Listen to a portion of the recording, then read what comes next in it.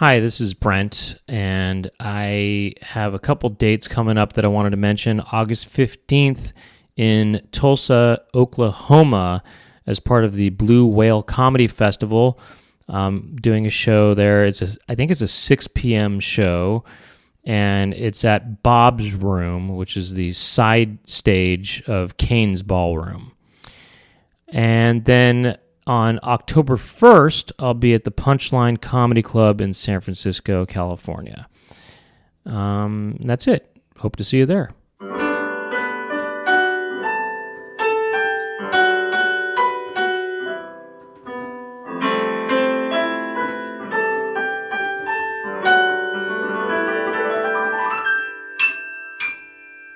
All right, so Brent, welcome to your podcast. How are you doing today? Oh wow, this is a sharp beginning to this show. Yeah.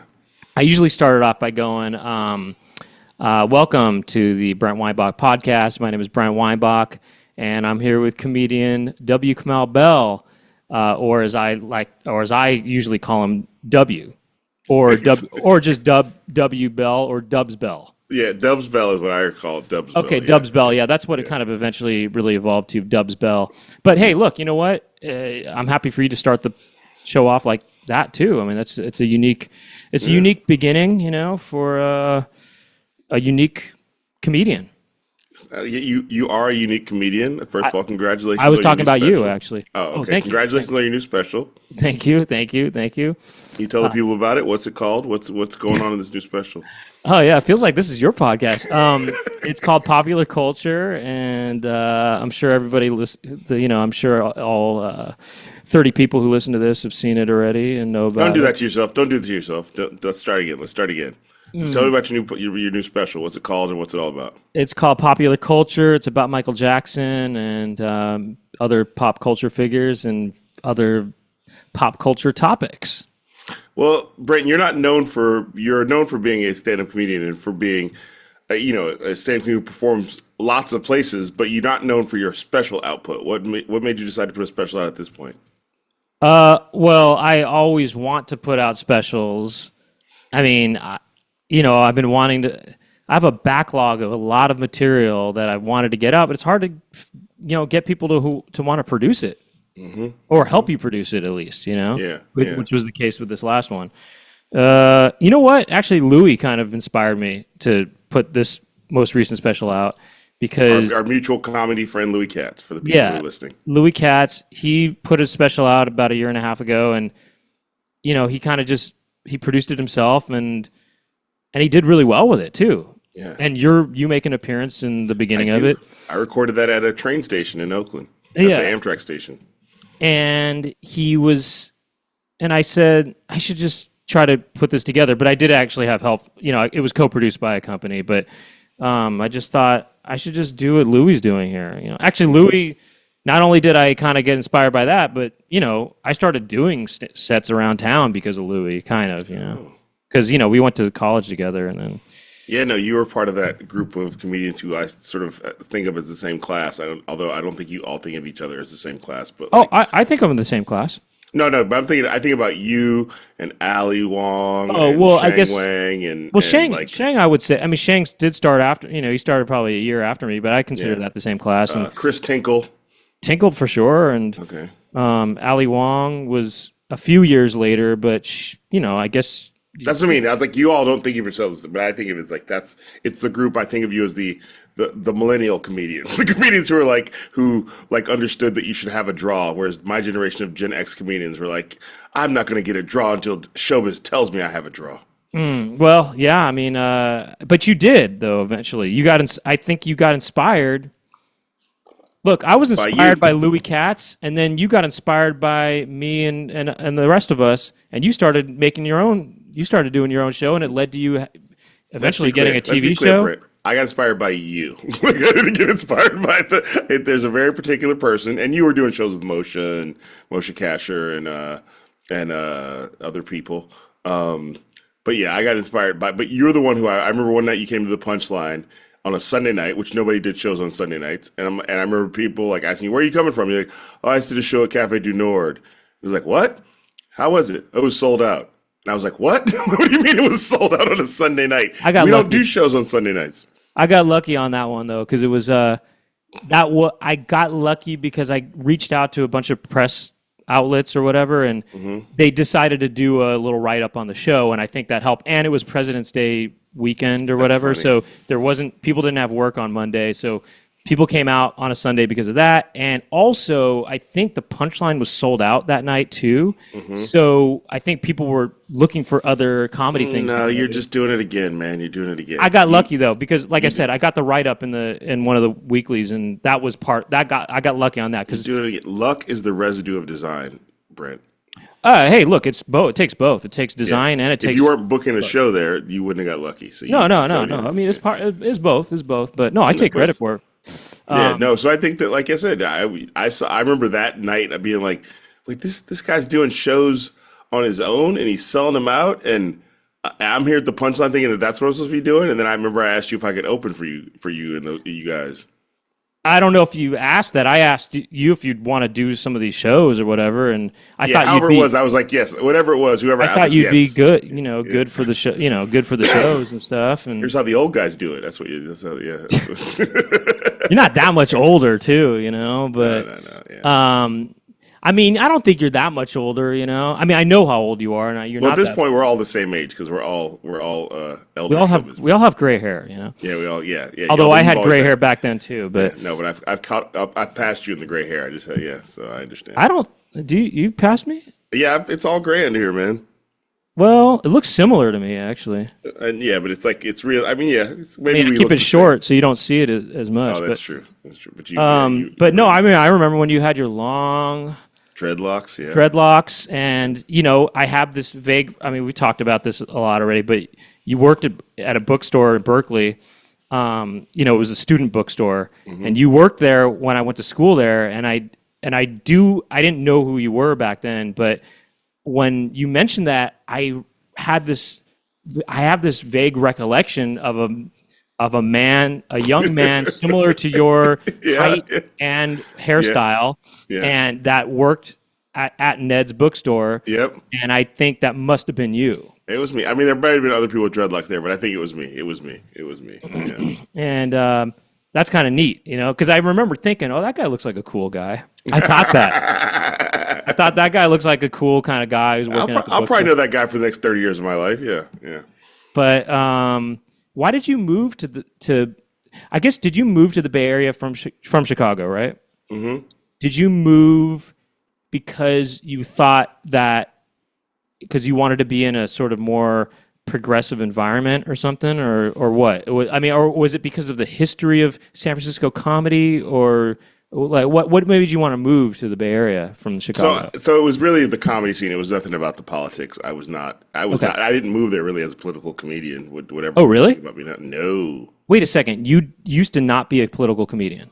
Yeah. Really? It's funny that I was almost kind of thinking to myself, I actually was going to ask you, are you ever not thinking about politics or race? It's like, what do you think about when you're not thinking about race or politics? Okay, so I'm never not thinking about race. I'll say that. I'll admit that. I'm always thinking politics comes and goes, but I'm always thinking about race. Okay. Always. So you don't have any time off, there's never, but race you're not just thinking about just like, I don't know, you're not just thinking about cake or something. I don't know. You're not thinking about food when you're eating food. Are you just thinking, this tastes good? And you're not, and then any social stuff is just out of your head. I mean, so first of all, I would say that race isn't always a bummer of a discussion. Sometimes thinking about Michael Jordan, thinking about race. I'm not even talking about it being a bummer. I'm just saying. Yeah. Do you ever? Well, I'm saying it's not heavy, so it's not always heavy, but no, yes, there are times I'm not 100% thinking about race, but it's always right there. It's always right there. Like it's always right there to be reached for, to be like, I wonder if that's because of this. So yeah, it's always right there. But I was an only child, so I'm always thinking just generally. My brain's always sort of wandering. Yeah. What were you? Well, hold on a second. So what was your stand-up like before getting political? I maybe I got a taste because one of my favorite bits of yours is not a political bit, and it's. And you probably didn't do the bit that much, but it was about the movie Requiem for a Dream. Oh, that's a good. I mean, that bit, I did that like 8 or 9 times, and I was like, I don't know what to do with this bit. Yeah, That was the bit where I was thought, my boy's coming. That's resonating with me a lot because Yeah. it was just so ridiculous, and it's just such an absurd bit. But Yeah, no, it's funny. I remember that bit, and I think I just never like just leaned into side because I felt like it was one of those bits where like I need to build an act around this, or I have to stop doing it. So like I think that like it just sort of it didn't live. You couldn't pull it out on its own. But I mean, it's funny because I mentioned Chris Tinkle. Chris Tinkle used to always remind me. I had a bit about how men's magazines and women's magazines are different, and I was like, yeah, I did have that bit. So I had some very. I would say that when I moved, and you could talk to Kevin Avery, who was the one who hooked this up, remembers when I had my act was sort of all over. Not all of it. I would have bits about racism and race, and I had bits about like random stand-up comedy subjects. I was at the airport and blotted out. Okay, so you were still talking about race, even Yeah, I was always talking about race, but it was always a little bit like it just wasn't totally baked. It was So I was never not talking about race, but it was just sort of like. I was still trying to figure out how to talk about it. Okay, but I guess you were also talking about other stuff like Requiem for a Dream or whatever. I know that came I had later. Sex jokes. I had I mean, not that I still don't, but like I had, Kevin always talks about my closer was this thing about a blow up doll for a long time. Really? Yeah. I had some standard comedy club fare. I mean, I started doing stand up when I was 21, so I was, there's bits about dating, but those bits never lasted that long, or I didn't feel good about them, and so when did you start doing stand up? Me in the early 2000s. Yeah, so around the time you came around is when I was like, I need to figure this out. So I think you came around when I was like actively like, I need to figure out what I'm doing here. I need to figure out my lane. And then sometime around 2007 is when I started doing my solo show, which is really the thing that made me like sort of figure it out. Well, it all eventually you developing your own following and doing your own shows and not just doing, the club show, not just working for the club or whatever, but doing your own produced shows. Eventually led to you getting a TV show and I would say multiple TV shows and all kinds of big stuff. Yeah, no, and I once again, let's let the listeners know I trace all that back to watch you that night at Sunday night at the Punchline. No, I'm not. I mean, we can laugh. I mean, I was talking to Moshe about this. Like, I just did him and Natasha's podcast in the honeymoon. I bring it up every time I see you guys. I think about it like. If it was not for this generation of comedians, I would still be in the back of the Punchline right now, being like, man, maybe this year I'll get the Montreal Comedy Festival. Maybe this year I'll get on Premium Blend. You're thinking Premium that. Blend, You're thinking that today. Like it's Exactly. like 2025. I'm trying to get on Premium Blend. Trying to get on Live at Gotham. Yeah. So. So I definitely, I mean, Ali Wong, I remember seeing Ali Wong, like she was opening, but she was selling out the punch. She didn't have a headliner's material, but she was selling out the venue because she had because she's from San Francisco and already figured out a mailing list. And so I remember that I was like, Madrigal started that a little bit before you guys, but then he left because he made it. And then but I thought that's just Al. But then seeing you guys do it, I was like, oh, it's not just Al. I mean, there were a lot of people. So there was, I guess because Michael Spiegelman had his show out, that he was doing, right? Spiegelmania, Yeah, no, but the least amount of offense to Mike Spiegelman possible. Nothing about that sounded like it was going as well as it was going for you guys. Well, something that I tried to do is, I don't even believe in this, but I kind of was just trying to get tickets going. I trying to make it sound like something. I think sometimes people have a perception of comedy clubs as being kind of, I don't know, lame or passe or something like that. Yep. And we try to make it seem like that, this is different though. This isn't comedy club stuff, even though I don't really believe that. I mean, for sure. I'm happy to do work clubs and I really respect club comedy and clubs and stuff, but I think I was trying to kind of appeal to people who had this perception of comedy not being cool or whatever. No, it sounded like a cool San Francisco thing. You guys, it sounded like when San Francisco was cool, it sounded like, this is some sort of cool San Francisco thing that is happening, and comedy's a part of it, but it's really a cool hipster San Francisco thing. Yeah, and I try to use words like, alternative or whatever, even though, again, I don't even really believe that there's a real distinction between what alternative comedy is. I mean, it's to me just comedy, but just make people, and then having these shows at music venues like Cafe du Nord or wherever. Yeah, no, I think that's what Patton Oswalt said. Most of alternative comedy was just different venues. Yeah, exactly. Yeah, it was just comedy, not in a comedy club, Which is, but sometimes people make a big deal. I mean, maybe there was some sort of philosophical difference in the '90s where they were just thinking, okay, no more acts. We're just gonna just talk off the top of our head and just be real on stage or whatever.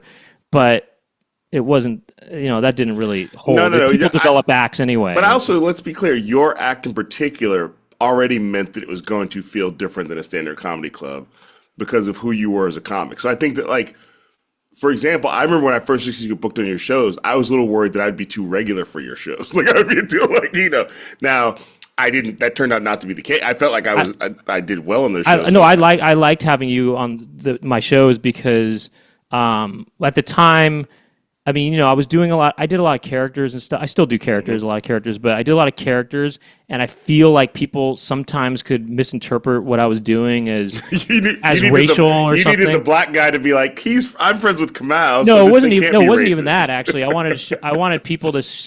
It wasn't even like something like that. It was more just, here's a guy who actually is talking about race, and he's and from an intelligent perspective, and I kind of just. What I'm doing is just stupid, kind of just. This can all exist in the same place. Like, this is not. I'm not anti this. He's not. We're all. I'm more like it was more just like, here's a distinction of he's actually talking about race. He's actually whatever doing the thing you think I might be trying to do, but I'm actually just doing silly voices and just doing characters, and it's not as I'm not talking as I don't know. It's more specific about just characters, So. Yeah, I'm not trying to make some.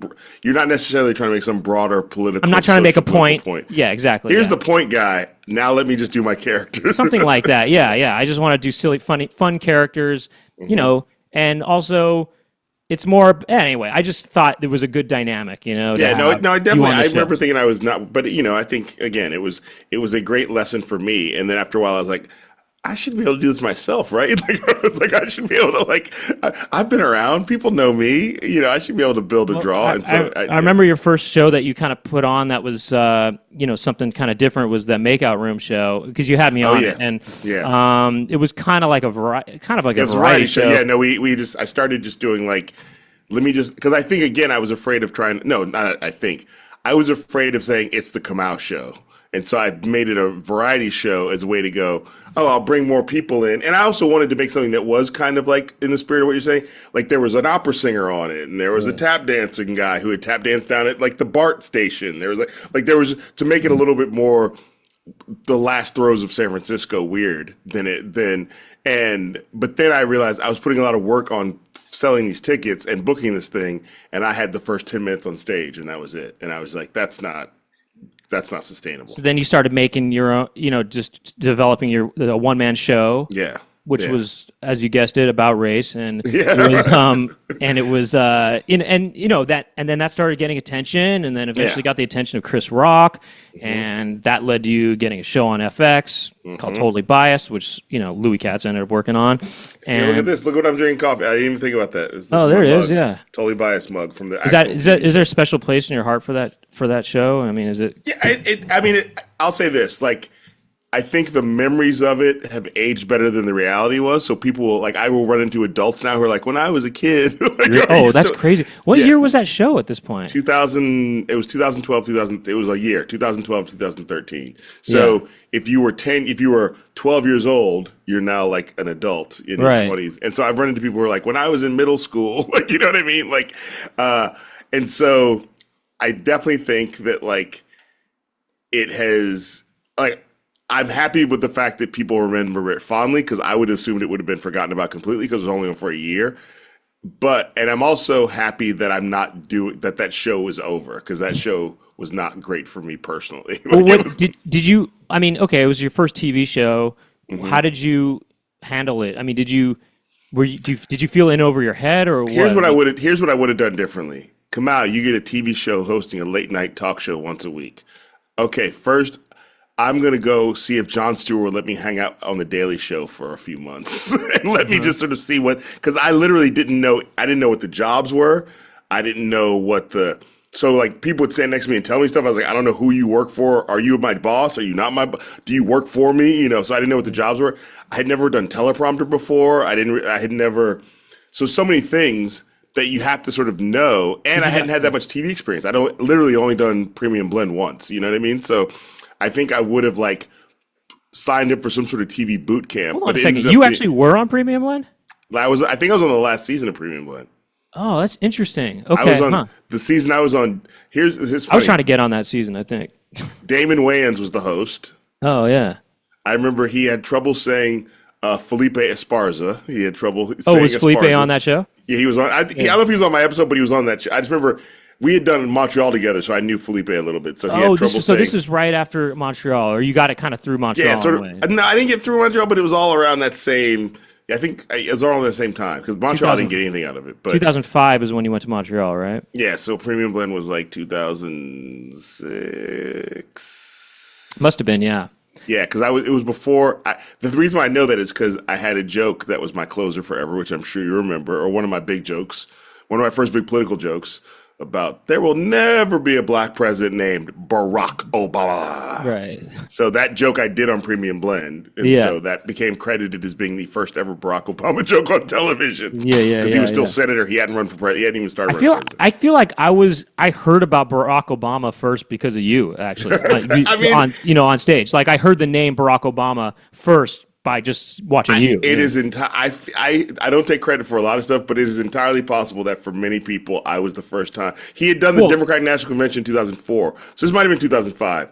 And so some people knew him because of that, but he wasn't like a common name and common. Because I had to go, Senator of Illinois, Barack Obama. I had to. That's how I had to introduce in the joke. I had to say his name for the Senator from Illinois, Barack Obama, and.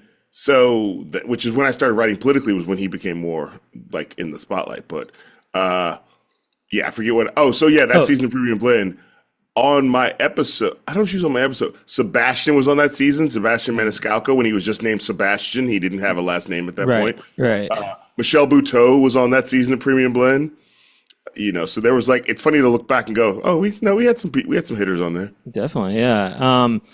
I mean, heck, there was hitters even in the Bay Area, just, who became, they became hitters, people that were, and then some people didn't become hitters that I would have thought would have been, but you know what I mean? I just, there was this happened, comic who used to like do the Russian alphabet, who we were all sure. Yeah, exactly. It's like he had that golden Russian alphabet bit. I mean, he had that. You couldn't have told me that guy wasn't going to be, that's when I learned, that's one of the main times I learned that comedy's not fair.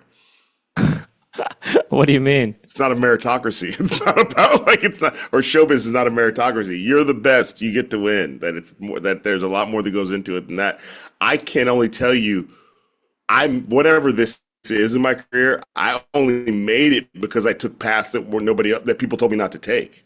Oh, really? Nobody goes nobody says go do a one-man show in a basement and wait for Chris Rock to find you. You know what I mean? How did Chris Rock find you? I had just done the thing that I thought. So I'd been doing the show for a couple of years at that point, because I think he saw me in 2010, and by then I'd done the show. I've been doing the show for over 3 years, and so he had heard. I knew through people. This business is very small, so I knew through some people I knew who knew him that he had seen me like on the internet and liked me, and then he sort of liked what he'd seen from me. And then I did a show at the Comedy Central stage, and one of the people who came to the Comedy Central stage was friends with his and writes for him, and basically said, I told Chris about you. Okay, great. And then I heard and then at that point Chris's old manager suddenly started being interested in me. That didn't go anywhere, and so I knew that he knew who I was, and then I did the show at the UCB Theater in New York. This was fall of 2010. I do the show at the UCB Theater. After the show, he walks backstage, and that's the first time I met him, and he had come to the show. But he did the thing where he came in at the last minute and didn't tell anybody and kept his hat up and had a baseball cap on. And so he just sort of walked backstage and was like, good job. And that was the first time I met him. Were you kind of just thinking, were you really thrilled about that? Because you were you're a big fan of Chris Rock before. No, that. I mean Chris Rock's special "Bring the Pain" was like my. I mean, I did a documentary about it at one point. It's still, I think it's like one of those specials that sort of like comedy changes after that moment. And I think. Oh, really? Wow. Yeah, for sure. I think it's one of the like, if you sort of go, here's the history of comedy. Here's things you have to reckon with if you're going to talk about the history of comedy. Bring the Pain, which is where I had the big bit N-words versus black people. I'll say N-words because I know you don't like the N-word. I know you don't ever use it. So. Yeah, so it was that big bit, which like I used to quote the bit. Yeah, you used to quote at school, in high school. Yeah, that bit became a thing that like Vanity Fair wrote about, and and the Source magazine wrote. Like it became, everybody talked about that bit and that special. So yeah, so he was definitely a person who I was like, that's one of the greatest comedians who currently lives. So yeah, it was a big deal. So he's okay. So Chris Rock, he's one of your top comedians, and obviously Bill Hicks is one of your top guys too, right? Yeah, it's funny. You're in the era where I was talking about Bill Hicks a lot. It's funny. You don't talk about Bill Hicks anymore? I just recently posted a Bill Hicks clip on like Instagram because I was like, this bit is perfect for now. It's not that I talk so much about Bill Hicks at a certain point. I think I naturally had to sort of stop. Okay, because in my mind, I just thought, I know that your favorite comedian is Bill Hicks. No, Bill Hicks is still like, if we're gonna sit around and talk about comedy, I'm going to bring up Bill Hicks at some point, but he's not like, I was in my most annoying Bill Hicks phase when I met you. Probably. Okay, so Bill Hicks is not your top guy anymore. Let's just say there's a list of like we say the Mount Rushmore. Okay, so you got Bill Hicks and Chris Rock, and probably Barry Sobel or someone, right? or whatever. Or, I don't know. I'm not laughing at Barry, but I know. I'm just trying to say somebody random, No, I have Dwayne Kennedy's on my list of goats. Okay, Dwayne Kennedy, yeah. Yeah, so from the movie Talking Dirty After Dark, starring Martin Lawrence. That's right. I think you guys had a little thing happen back in the day. Yeah, you had to patch it up. I did. I still have to patch it up every now and again. With Dwayne. You do? Really? he just remembers things. I'm like, yeah, it's so yeah, I had to patch. Does he it up. really? Does he bring stuff? He's not mad. He's not mad, but it's like every now and again things come up, and he's like, yeah, remember that time that yeah, man, I remember. yeah. But he's not harboring anything. But no, so I would say that Dwayne is a guy who I think is like, again, comedy's not a meritocracy. If things were fair, you and Dwayne would be two of the biggest comedians in the country. Yeah, well, he was a kind of a big, he's kind of influence on you when you started in Chicago, right? Yeah, I mean, he still is. I mean, Dwayne's one of my best friends. Like, we became friends through comedy, but like, he's my opener on the road now. I'm on tour, and I bring him with me. Yeah. Oh yeah, great. Yeah, no, it's like because he's the best like guy to hang out with off stage, and then also will be like, I took some notes. You know what I mean? And so really? Yeah, okay, yeah. He helps you write and stuff. Yeah, like he will just like, and not like, it's not like we sit down and bring our notebooks out, but after I'm on stage, he'll be like, hey man, he'll talk it through you, and for no reason other than just because he likes to help, And so, okay, those are your three, those are your main guys then, those three people. I mean, it's hard to, the older I get, the harder it is to like sort of idolize humans, but like, so here's the thing. I think Chappelle is probably the greatest, one of the greatest. I think Chappelle is right up there with Richard Pryor as far as like his abilities as a stand-up comedian. Doesn't mean that I love every Chappelle joke. Like, so as much as I think he belongs on the Mount Rushmore of stand-up comedy, it's hard to sort of then have to. I don't want to defend every joke he's ever told. What do you think makes a good comedian for you? What makes him? I mean, like I said, I used to love Robert. I mean, I've not seen Robert Hawkins in years, and Robert Hawkins is a guy who's not. But let's say Brian Regan. I think Brian Regan is funny. I think Bob Newhart is funny. I'm not only liking the comedians who are like, I'm here to speak truth to power. So I think that like goofy white guys are funny. You know what I mean? So I'm not anti. I think you're funny. So I'm not only liking. I think the only thing that makes a good comedian is probably like, I think good writing is important and some sort of strong perspective. Doesn't mean it has to be important, but you have to have a perspective that I can go, oh, I know what you're trying. I know what you're, within the first couple of minutes, I get what you're here to do, and I'm here to do it with you. I guess all those four people that you mentioned are kind of, I guess they do a lot of social commentary, and I guess that resonates with you a lot. Yeah, no, if I'm picking my personal favorite style of comedy, like that I feel like it's that I love I love a person who's talking about current events and breaking it down and who is able to say things. And Chris was really good at this back in the day. able to take a big issue that we're all thinking about and it's distilling it down to like 2 lines that everybody quotes. You know what I mean? Carlin is like that, where it's like now people are always like doing the Carlin bit. It's a big club and you ain't in it. That's the Carlin bit about politics. You know what I mean? So I think I like comedians who can sort of take big issues and break them down into bite-sized chunks. Are you you're just touring now, right? I mean, I'm touring. I'm still developing. You know, I'm a documentary. You've got a show in the works? I'm always, showbiz is sort of like closed right now. I don't know if you've heard that since the strikes and the Trump, but I'm always developing things and pushing things. Since the strikes and the Trump. And the Trump, yeah. Showbiz is closed now, especially a person who looks like me. Well, people don't know. We're not all just lightly minority enough to get by in this era, Brent. Oh, I wish. I wish I had stuff even in the works, you know? Yeah. Actually, it's funny that,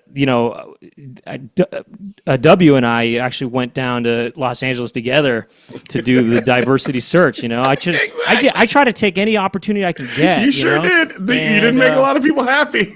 And, there was an NBC diversity search in 2005, and that was the same time as all this other stuff. I thought like things were happening in 2005, and they didn't happen. Me too, actually, by the way. For me too, because I didn't You won the diversity search. I did get a deal out of it. It was a small deal, but there was 2 people that got it. It wasn't just me. It was Who was the other one? Marvin Michaels, who's a comedian from Dallas. And actually, Hannibal was in that group with us, though. Oh, that's funny. And that's hilarious. There was, it's interesting because I want to talk about this kind of documentary series that you made a few years ago. It came out a few years ago. About my mixed race kids? Yeah, we can talk about that. Is that a different? What is that? Oh, there is 1,000% me growing up mixed about my mixed race kids and other people's mixed race kids in the Bay Area. I'm sure that's the one you were referring to. Yeah, probably it was. It probably was what I was referring to. I did see this other thing on was it genealogy.com or something like that? It was about that's on YouTube. Where it's like chasing back your. I mean, I know you didn't make this, but I mean, you were tracing back your family tree and stuff. Yeah, I was involved in it, but I didn't make it. Yeah. That was interesting because you discovered did you watch that? Yeah, of course. Yeah. Wow. I didn't know you paid attention to my work. I'm sorry. Yeah. It's interesting that you found out that there's a mixed race. One of your people, or one of your forefathers, or whoever. I don't know how far it goes back, but it was a mixed race couple. Yeah, and they were not. Slavery wasn't. Slavery part was of the not equation. A factor. Which my family. I feel really good about the fact that I broke that myth that my family had thought about for years. That he must have owned black people, and she was one of the blacks. Nope, he was just a carpenter. he was just some regular. That's pretty. Regular that's white pretty guy. Cool, interesting, right? It's super interesting. It makes you sort of. What year was this? 18 Yeah, we're talking about post-slavery era, but just post-slavery, so like the late 1800s. Yeah, that's cool. That's pretty progressive, right? And it's also the backwoods. I mean, it's Alabama's not necessarily the middle of anywhere, but it's the middle of nowhere, Alabama, where the rules it's the might. South. Yeah, it's the and South. You've got a white guy and a black woman that are a couple. That who knows what the gender power imbalance was, but yeah, I mean, it's still like she was. We could romanticize much. It's still, but they weren't. Yeah. It wasn't some kind of. It was apparently just. Yeah, apparently they liked each other on some level, because they had several kids together, which is the beginning of where we start the beginning of the Bell family, that as we think of it in my family, and so they had several kids together. They owned some land. I don't know that weirdly it's like we couldn't tell if they lived together, but they definitely had several children together. Oh, they might not have lived together? Well, it was just, there's just a lot of where she was, all this stuff comes through the census and so I think there was some things that he had maybe he just had more than one property, but yeah, it's not all very clear, other than the fact that it was, as my dad thought he thought it was a midnight sneak, which is my dad's way of calling, but apparently they had a legitimate relationship, and had several kids together. And it was not, certainly slavery was a part of everybody's reality back then, but he was not an owner of black people. Your dad, Dubs Bell, you mean? The original Dubs Bell. The original Dubs Bell. The show that I was going to reference, it's a mini series, I guess. Docu-series, yeah. Mini, something like that. It's a 4-part series. Limited series, yeah. We need to talk about Kevin. and it stars Tilda Yes. Swinton. No, I thought it was about Kevin Avery. Oh, yeah, it's about Kevin Avery. So your Yeah. good friend, and Yeah. kind of. We need to talk about Cosby, and I had some questions for you about that. But I'm wondering Sure. if I don't know how long we've been doing. Actually, maybe we go. Well, what are we? It's been about 30 something minutes. It's been just under 30 minutes. Oh, okay. No, never mind. Let's keep going. Actually, so, all right, we need to talk about Cosby. I was really interested to see this because, I'm a big. I love the Cosby Show. It's one of my favorite shows of all time, and it's top five. If I'm doing, top shows, it's Yep. Cosby Show is it's one of the top shows.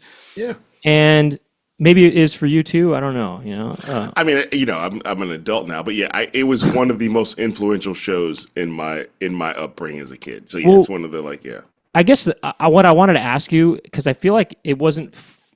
I mean, there's a lot that's touched upon in the series, but what I kind of was curious about you personally is, I mean, I know that there's a lot for you to, I don't know, whatever, reconcile or whatever when it comes to Cosby and, process, and it's complicated, obviously, but do you still listen to his albums and appreciate them? And, do you still, you personally, do you still laugh at his stuff? Do you still watch clips of the Cosby Show and still like them and stuff? And so I'll say this: I had to watch a lot and listen to a lot to make the doc. And not everybody, but many people worked on the doc who knew exactly what the doc was and what it was about.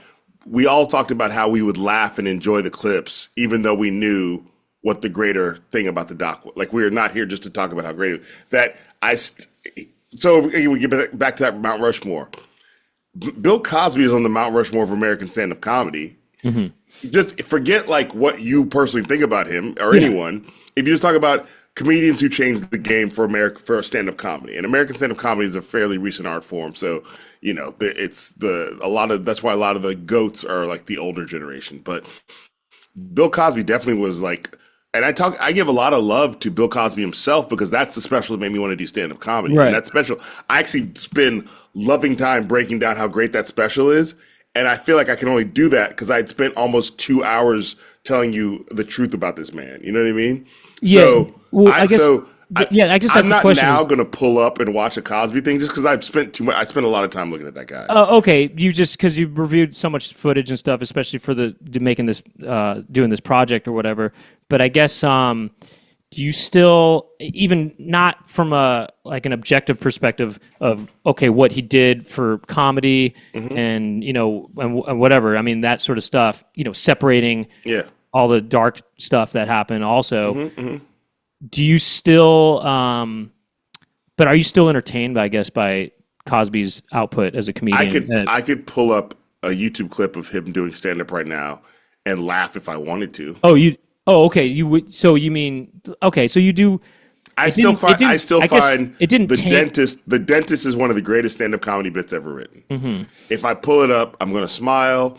Maybe I'm not going to laugh out loud because I've seen it a million times. Yeah. But I'm going to be entertained about it, because also humans are complicated. Me laughing at that bit doesn't mean I've suddenly forgiven him. Totally. Yeah. I guess to answer your question. Yeah, if Seinfeld, let's say, for example, same answer as Seinfeld, basically, right? you can separate the art from the artist or whatever. It's funny. I don't think Seinfeld's as good of a comedian as Cosby. But anyway, if somebody, I get Seinfeld again has his place in this. We can go through. No. I meant what his answer to. No. I'm not. No, Seinfeld is full of shit. I'm not. I don't believe. I think Seinfeld is ignoring the horror. Because I would not sit on Stephen Colbert's show and be like, really? You can't laugh at the bits? That to me is nonsense. You'd be more like, I understand why it's hard for you to watch Cosby that's the part. That's why we put that clip in there. I still do think he's funny as a comedian, and I still do love his output or whatever. I think of it like this. I think if we thought of all art as pornography, we wouldn't be so proud of the things we liked and wouldn't want to talk about them the way we do. Like, the idea being that, if that same discussion is about Seinfeld's favorite version of porn, then he sounds like a crazy person. Really? You don't want to talk about big, young teenage girls? Like, you know what I mean? Like, Yeah. That because I think we think art. The problem with this is the way we talk about art, and I think the doc really that we think the things we like are important because we think we're important, so we think these things are worth discussing, and we think that there's somehow like if I defend what I like somehow. If you don't like what I like, then you're wrong, and not like, no, we just like different things. And it also puts us in a position of having to defend what we like, which we really shouldn't have to do. Like, one of my favorite movies is Rocky 2, and if you want to talk about it, we can, but I'm not going to defend it, you know? So I think that the problem being that, like, I think the problem with a lot of this stuff, whether it's Diddy or R. Kelly or Kevin Spacey or Harvey Weinstein, is that people get caught up in trying to defend what they like instead of being like, no, I like that movie, but I'm fine that you don't like it. And I also understand that you wouldn't want to watch it because the person who made it is a monster. Right. So it's not exactly the same answer as Seinfeld on Colbert, but you do separate. I mean, you can. I think you just. I don't know if you separate it, but you're not separating it. You're not separating it, but you're still able to appreciate. You're leaving room for nuance. Like, for example, yeah. I'm friends with a lot of this. Not a lot, but many of the women who were in the film survivors of Bill Cosby, who survived the sexual assault and the rape, and talk about it in the world and have done activism work. I'm friendly with them and have stayed in touch with many of them. And one of them came to my show. I did a show somewhere, and just one of the survivors showed up, and she's Victoria Valentino, and she's great, and we hugged, and it's like we're old friends because we went through this thing together.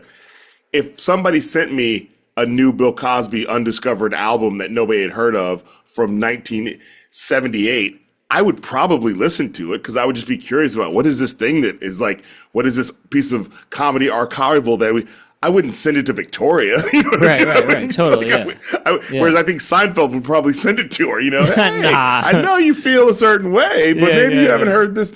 So I think that there's the Colbert thing where it's like, I can't watch it anymore, which is fine. There's a Seinfeld thing where it's like, I can watch it and I don't understand why you can't watch it. And then there's also another way in the middle. It's going like, I can watch it, but I can understand why you can't watch it. Like, right. I'm not trying to, because the difference is Seinfeld's trying to defend it as the art is high enough that we can ignore the monster. And Colbert's saying the monster is bad enough that I want to ignore the art. And I think the Colbert position is actually more legitimate, but it doesn't mean that I have to sort of play by those rules. I can sort of go, yeah, this Bill Cosby himself is maybe the greatest comedy special of all time, and Bill Cosby was a monster who did monstrous things. Mm-hmm. And he also employed a lot of black people on his show who got their first break in the business because they worked on the Cosby Show.